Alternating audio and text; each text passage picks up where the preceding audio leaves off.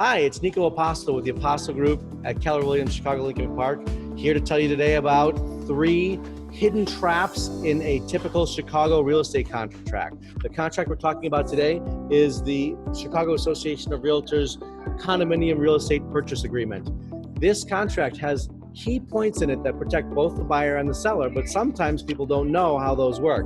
The first one that I like to point out to people is in the mortgage contingency.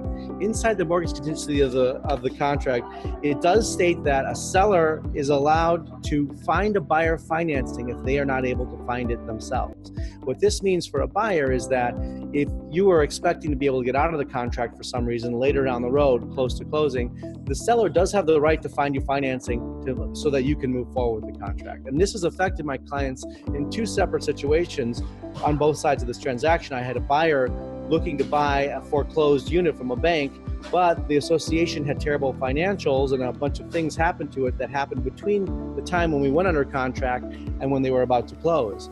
Those terrible things amounted to them their bank not willing to fund the loan anymore and their desire to get out of the contract. In the end, the seller was also a bank, so the seller was willing to give them the financing under the terms inside of that mortgage contingency, and they were committed to moving forward. In the end, they lost their earnest money trying to get out of this contract, and it was fine for them because they ended up bouncing back. But in this situation, it's still important to note that when you're buying a foreclosed property, that seller is usually a bank who can fund any loan at any terms inside that contract. Likewise, for a seller, I have bankers now that can fund any type of loan for somebody who's even remotely qualified. So when when a buyer decides to back out of the contract and the seller at the 11th hour and the seller wants to move forward, I usually have a means to be able to have them move forward with that contract as it's stated in that paragraph.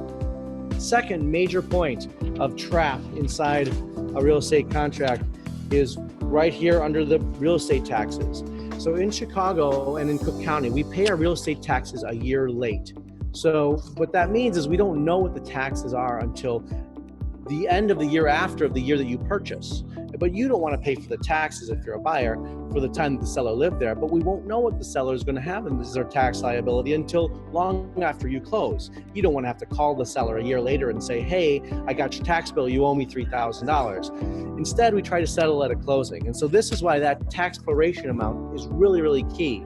And because taxes tend to be going up in Chicago these days, we tend to add anywhere from 5 to 25% onto the existing tax bill. So we will prorate the taxes at 105 to 125% of the purchase price. Now for a seller, this can also be a benefit because the seller is going to prepay their property taxes and they can write them off just the same as if they had paid their property taxes when they were the owner of the property. So it can actually be a benefit to a buyer that doesn't necessarily cost the seller that much. So it's a great point of negotiation as well.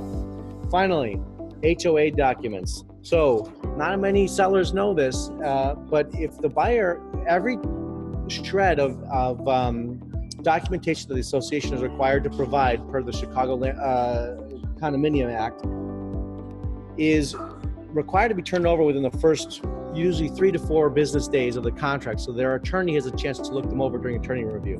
What happens sometimes though is we get new information or documents that come out.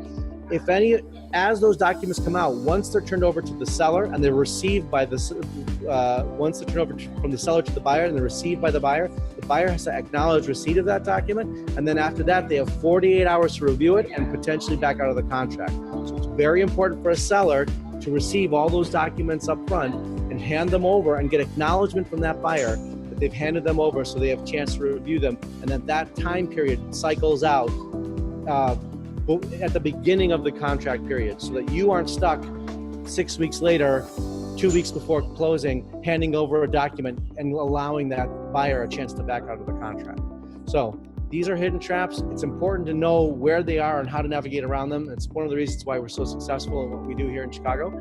If you have any further questions or want more details on these matters and other points in the contract, please don't hesitate to call me. My number is right here. Also, I'm always available if you know anyone who's looking to buy or sell in Chicago. It's this level of expertise that we bring to bear for every client we ever work with. Thanks so much and hope you have a great day.